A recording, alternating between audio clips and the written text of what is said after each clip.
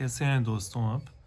तो आज मैं केशव गुप्ता, ईएनटी सर्जन, आपसे एक टॉपिक डिस्कस करना चाहूँगा। तो जैसे कि हम सब जानते हैं, आजकल हम गट हेल्थ की बहुत बातें करते हैं। तो गट हेल्थ होती क्या है, इसको हम कैसे मेंटेन कर सकते हैं, इसके बारे में आज हम जानेंगे।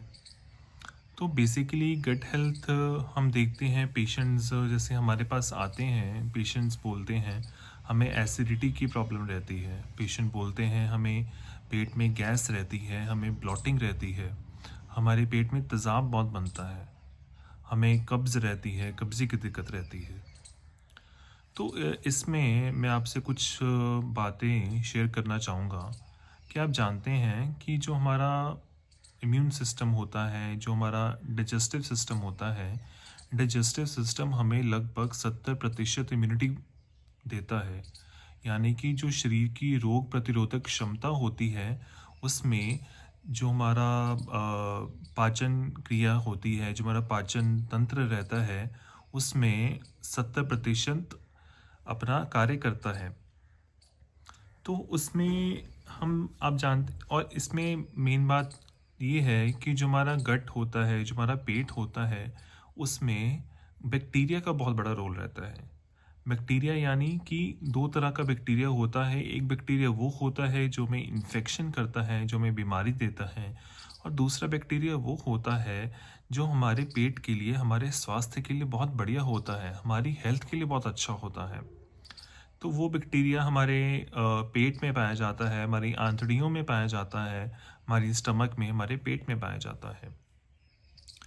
पर बात ये है कि जब हम ज़्यादा एंटीबायोटिक का सेवन करते हैं, या फिर हम खाने में सैलेड, जिसको हम सलाद बोलते हैं, या फिर फाइबर कम लेते हैं, तो उससे ये होता है कि ये बैक्टीरिया की ग्रोथ रुक जाती है, और ये बैक्टीरिया का लेवल और इसका काउंट और इसका नंबर कम हो जाता है, इसकी संख्या कम हो जाती है। तो जो विशेषज्ञ हैं, जो डॉक्टर हैं, जो स्पेशलिस्ट हैं, वो हमें ये गाइड करते हैं कि हमें खाने में कम से कम 20 ग्राम फाइबर लेना चाहिए। तो फाइबर से हमें बहुत से फ़ायदे होते हैं। फाइबर से ये होता है, ये हमारे गट में, हमारे पेट में अच्छे बैक्टीरिया को स्टिमुलेट करता है, उनकी संख्या को बढ़ाता है। वो इस तरह बढ़ाता है कि ये फाइबर जब थोड़ा टूटता है हमारे पेट में, तो इससे इस तरह के फैटी एसिड रिलीज़ होते हैं जो कि अच्छे बैक्टीरिया की ग्रोथ में सहायक होते हैं, उनकी ग्रोथ को स्टिमुलेट करते हैं, उनके ग्रोथ में सहायक होते हैं ये, जिससे कि हमारी शरीर की पाचन तंत्र अच्छा रहता है, डाइजेस्टिव सिस्टम अच्छा रहता है, पेट में ब्लोटिंग कम रहती है। साथ ही साथ ब्लॉटिंग के और बहुत सारे कारण देखे गए हैं, जैसे कि खाते वक्त बोलना, और जिससे कि ये होता है कि हमारे पेट में अधिकतर वायु या गैस हमारे हवा अंदर चले जाती है। दूसरा कारण ये भी रहता है कि जब हम अपने खाने में ज़्यादा मीठी चीज़ों का सेवन करते हैं या फिर रिफाइंड फूड लेते हैं, तो उससे ये होता है, ज़्यादा शुगर से, ज़्यादा मीठी चीज़ों से ज़्यादा पेट में गैस बनती है। जब ये हम शुगर खाते हैं तो ये पेट में जाके फर्मेंट होती है, यानी टूटती है, जिससे ज़्यादा गैस बनती है हमारे पेट में। और तो और, रात को सोते वक्त हमें कम खाना चाहिए।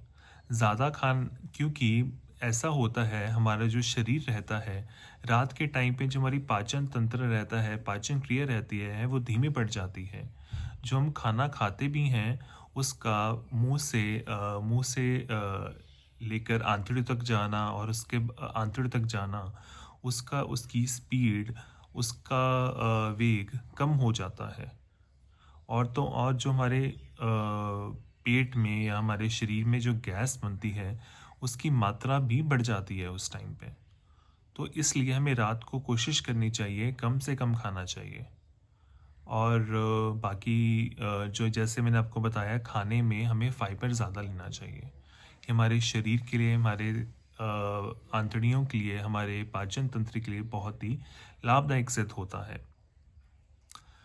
और आज के लिए मैं इतना ही आपसे शेयर करना चाहूँगा, आपको बताना चाहूँगा। तो मिलते हैं कल फिर।